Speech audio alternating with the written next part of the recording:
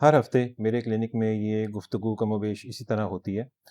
मरीज़ मेरे पास आता है, मैं उनसे पूछता हूँ कि आपने शुगर के कंट्रोल के लिए मीठे से परहेज़ शुरू की है या नहीं?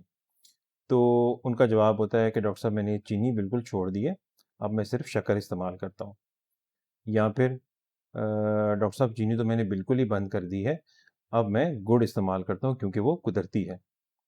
या फिर वो ये कहते हैं कि जनाब डॉक्टर साहब चीनी तो बिल्कुल ज़हर है, मैंने बिल्कुल छोड़ दी है। अब मैं शहद इस्तेमाल करता हूँ क्योंकि शहद में तो शिफा है।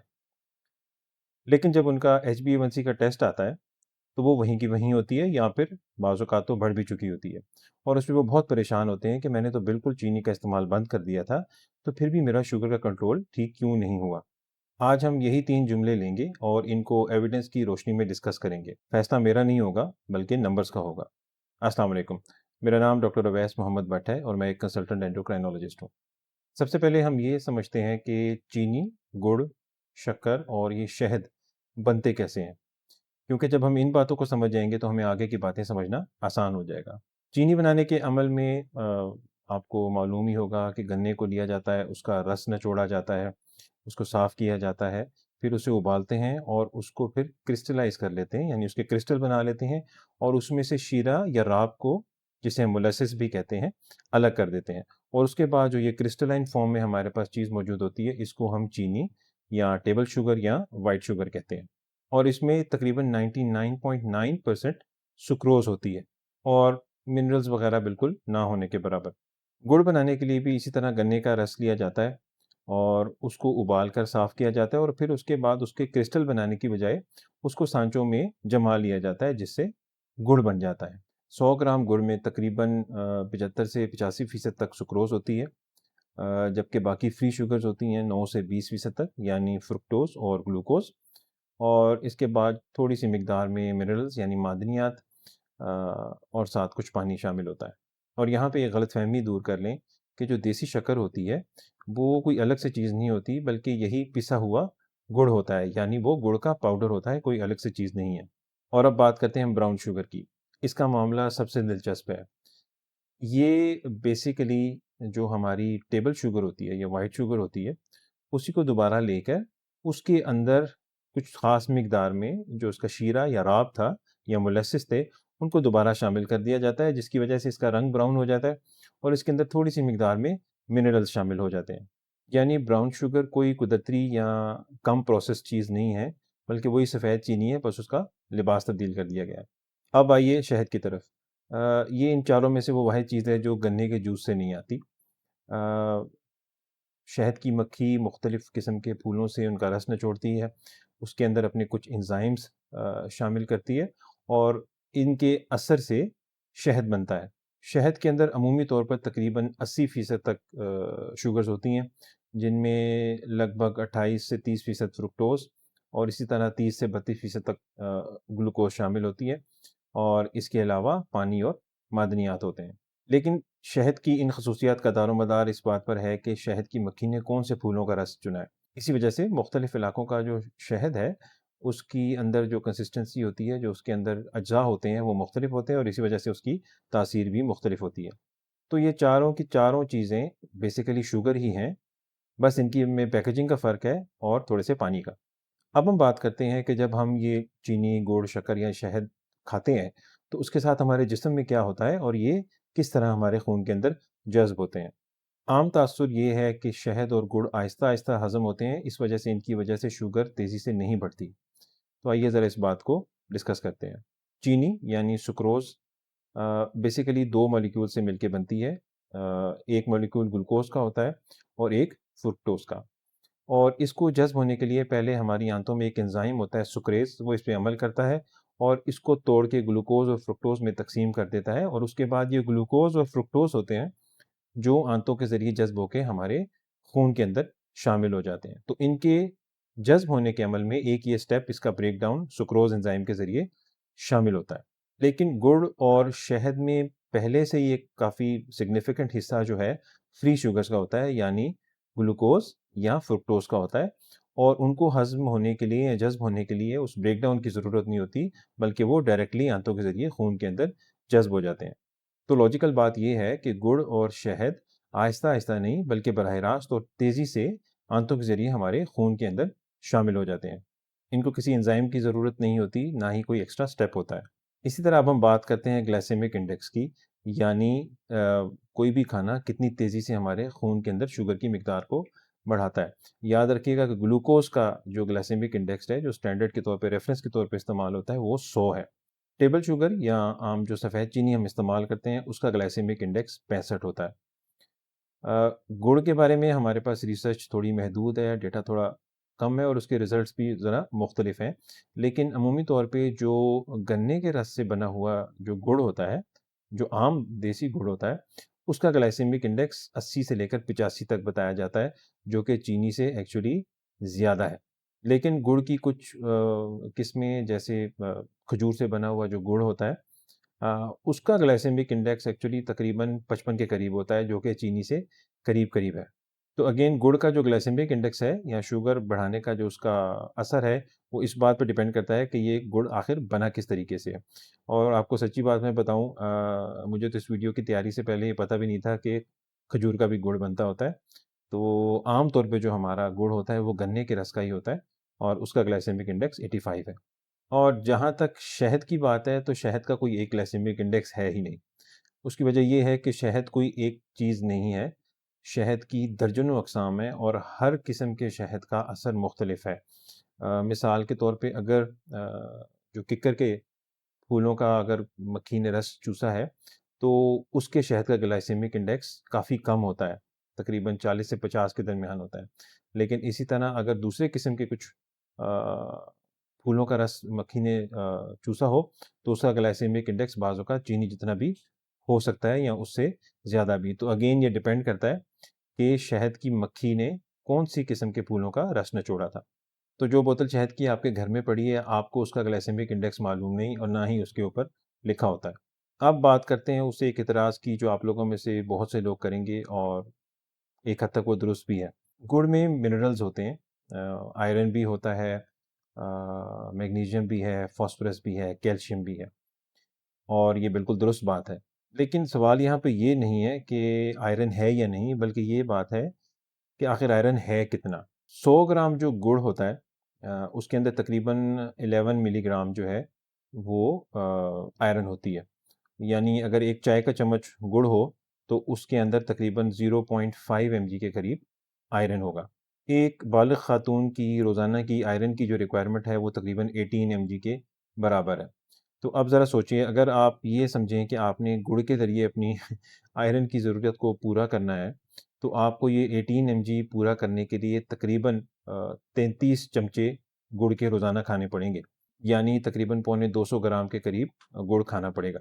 और उसमें कितनी कैलोरीज़ होंगी? तकरीबन 630 किलो कैलोरीज़। और इसमें कितनी शुगर होगी? तकरीबन 140 ग्राम शुगर।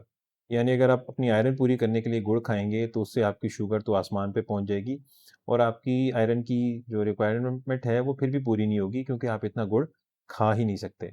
इसी के मुकाबले में अगर आप 1 प्याली दाल की या 1 प्याली चने की जो पकी हुई सब्ज़ी होती है या पालक की अगर आप खा लेंगे, जो आम सालन हम खाते हैं, तो वो आपको उतना ही आयरन देगी और उससे कम शुगर या ना होने के बराबर शुगर के साथ। और जो ब्राउन शुगर है उसका तो मेरे ख़्याल में ज़िक्र ही ना करें। उसके जो तकरीबन 1 चम्मच होता है ब्राउन शुगर का, उसके अंदर आयरन की मिकदार 1 मिलीग्राम का 300वां हिस्सा होता है। तो अगर अपना आप रोज़ाना की जो ज़रूरत है 18 एमजी आयरन पूरा करना चाहेंगे, तो उसके लिए आपको तकरीबन 2.5 किलो के करीब जो ब्राउन शुगर है वो खानी पड़ेगी। और मैं उम्मीद करता हूँ कि कोई इस बात पे अमल नहीं करेगा।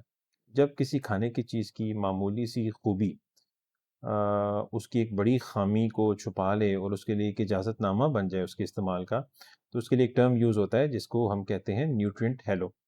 और यहाँ पे भी वही बात हो रही है।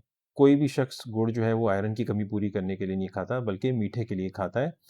और ये जो बात है ना मिनरल्स और आयरन की कमी की, ये बस अपने दिल को तसल्ली करने के लिए है। अब बात करते हैं शहद की और इसके बारे में मैं पूरी दयानतदारी से बात करूँगा। इसके हक़ में भी शवाहिद मौजूद हैं और इसके ख़िलाफ़ भी, तो हम दोनों को डिस्कस करेंगे। तो सबसे पहले वो शवाहिद जो इसके हक़ में है।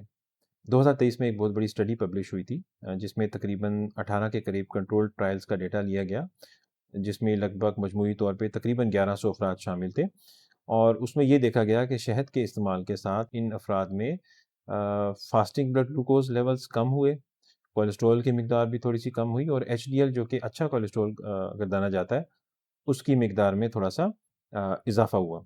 ये रिजल्ट्स देख के तो लगता है कि मामला बड़ा साफ है और इससे शुगर बहुत अच्छी तरह कंट्रोल हो जाती है शहद के इस्तेमाल से।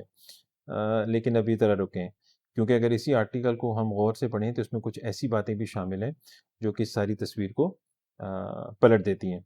पहली बात तो ये है कि जो इस रिसर्च आर्टिकल के ऑथर्स थे जिन्होंने ये रिसर्च की थी, उन्होंने खुद ये कहा है कि जो ये नताइज जिनसे हमने अख़ज़ किए हैं वो लो सर्टेनिटी के हैं, यानी उनके बारे में वो इतने श्योर नहीं हैं, सिवाय जो एचडीएल में बेहतरी के नताइज थे जो कि ज़्यादा सर्टेन थे।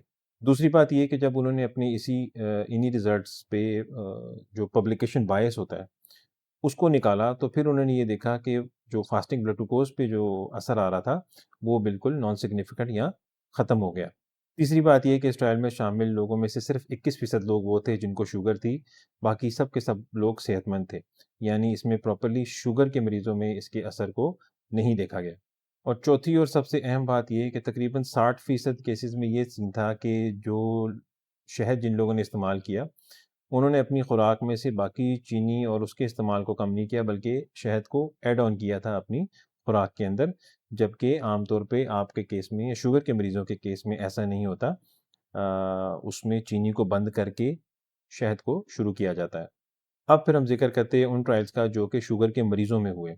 दो अलग अलग रेंडमाइज कंट्रोल ट्रायल्स में 8 हफ्तों के लिए शुगर के मरीज़ों को रोज़ाना 50 ग्राम शहद दिया गया। तो उसके नतीजे में ये देखा गया कि इन मरीज़ों की HbA1c एक्चुअली बढ़ गई। ये कोई मामूली बात नहीं है क्योंकि ये जो ट्रायल था ये एक्चुअल टाइप 2 डायबिटिक पेशेंट्स में किया गया था, जो कि हमारा रियल लाइफ में हमारे जो मरीज़ होते हैं, जो चीनी से सब्स्टिट्यूट करते हैं शहद को और उनमें उनका शुगर का कंट्रोल बिगड़ गया था, जो कि हमारे अमूमी तासुर से मुख्तलिफ है।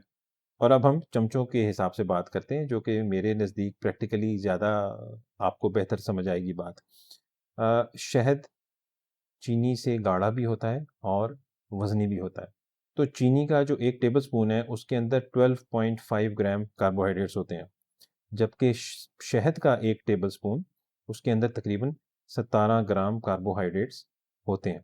तो 1 चम्मच शहद में चीनी की निस्बत तकरीबन 35% कार्बोहाइड्रेट्स ज़्यादा है। तो अगर कोई एक शख्स चीनी को छोड़ के उतनी ही मिकदार में शहद को इस्तेमाल करना शुरू कर देता है, तो वो अपनी चीनी या शुगर्स को कम नहीं करता बल्कि उसको बढ़ा देता है। और आखिर में एक बात जो शायद आपने पहले ना सुनी हो, यूरोप में 2021 और 2022 में उन्होंने अपने बॉर्डर पे आने वाली तकरीबन 320 जो कंसाइनमेंट्स थी शहद की जो इम्पोर्ट हो रहा था, उसको उन्होंने लेबॉर्ट्री में चेक करवाया। तो उसमें से तकरीबन 46% यानी 320 में से 145 जो कंसाइनमेंट्स थी, उनमें उनको शक हुआ कि इनमें मिलावट की गई है, जबकि यही नंबर 2015 में सिर्फ 14% था। मैं यहाँ पे लफ्ज़ शुबा इस्तेमाल कर रहा हूँ। एक्चुअली ये प्रूव नहीं हुआ था कि इनमें मिलावट हुई है या नहीं और इसकी जिस तरह ये तहकीक की गई उसके बारे में कब लोगों ने कुछ शक भी ज़ाहिर किया। लेकिन अगर हम फिर भी मोहतात रहते हुए भी इसको देखें तो ये एक बहुत इम्पॉर्टेंट चीज़ है। तो जो साहब चीनी छोड़ के शहद इस्तेमाल करना शुरू कर रहे हैं, ऐन मुमकिन है कि वो महंगे दामों में चीनी का सिरप ही इस्तेमाल कर रहे हों बजाय शहद के। तो अब वो जवाब जिसके लिए आप यहाँ तक आए हैं, जो इंटरनेशनल गाइडलाइंस हैं न्यूट्रिशन के हवाले से, वो चीनी, गुड़, शक्कर और शहद को एक ही कैटेगरी में रखते हैं यानी फ्री शुगर्स की कैटेगरी में और शहद का लफ्ज़ बाकायदा इस डेफिनेशन में इस्तेमाल किया गया है और ये 2015 में डेफिनेशन बनी थी और अभी तक इसी पे अमल किया जाता है। तो अगर आप मुझसे ज़बरदस्ती ये कहें कि मैं आपको तरतीब बताऊं कि इनमें चारों चीज़ों में से कौन-सी चीज़ ज़्यादा बेहतर है और कौन-सी कम, तो मेरा जवाब ये होगा कि इन दोनों में फ़र्क तकरीबन इतना मामूली है कि क्लिनिकली इतना इम्पोर्टेंट है ही नहीं। ये ऐसे ही है कि जितना फ़र्क एक 3 मंजिला इमारत से छलांग लगाने और 4 मंजिला इमारत से छलांग लगाने में है। तो असल सवाल ये नहीं है कि कौन-सी मीठी चीज़ इस्तेमाल करें, बल्कि असल सवाल ये है कि कितनी इस्तेमाल करें। तो प्रैक्टिकली इस बारे में क्या किया जाए? तो पहला जो मशवरा मैं आपको दूँगा वो ये है कि अपनी चाय में से या जो आप मशरूबात इस्तेमाल करते हैं उसमें से चीनी का इस्तेमाल बिल्कुल ख़त्म कर दें, मीठे का इस्तेमाल बंद कर दें। शुरू के 2-3 हफ़्ते थोड़ा टफ़ लगता है, उसके बाद ज़ुबान को आदत हो जाती है। मैं अपने मरीज़ों को हमेशा मिसाल देता हूँ कि रमज़ान के बाद जब आप ईद वाले दिन बैठे होते हैं तो खाना खाने का दिल नहीं करता, क्योंकि आपने 1 महीना रोज़ा रखा होता है, तो आदत बन जाती है। तो इस तरह जब आपको शुरू के 2 से 3 हफ़्ते ज़रा डिफ़िकल्ट लगेंगे, उसके बाद आपको बग़ैर मीठे के ये चीज़ें इस्तेमाल करने की आदत हो जाएगी। अगर मीठा छोड़ना आपके लिए बिल्कुल ही मुमकिन नहीं है, तो फिर आप आर्टिफ़िशियल स्वीटनर्स का इस्तेमाल कर सकते हैं। लेकिन वो भी बहुत कम हद तक और कभी-कभी।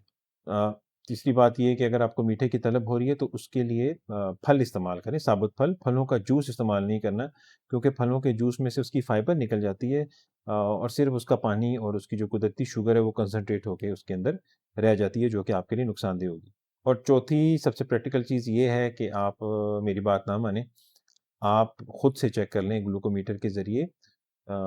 एक टाइम उसी मिकदार में चीनी लें और एक टाइम उसी मिकदार में गुड़ या फिर शहद इस्तेमाल करें और उसके 90 मिनट के बाद अपनी शुगर चेक करें। आपको खुद ही पता चल जाएगा किस चीज़ से कितनी शुगर आपकी बढ़ती है। चीनी का इस्तेमाल छोड़ देना आपका एक बहुत ही बेहतरीन फ़ैसला है, लेकिन इसके बारे में ये यकीन ज़रूर कर लीजिए कि आपने चीनी का इस्तेमाल वाक़ई बंद कर दिया है, सिर्फ़ उसका नाम नहीं बदला। अगर आपको ये मालूमात अच्छी लगी हों तो काइंडली उन लोगों के साथ शेयर करें जिनको आपके ख़्याल में इनकी ज़रूरत है। चैनल को सब्सक्राइब करें। अपना ख़्याल रखें। अल्लाह हाफ़िज़।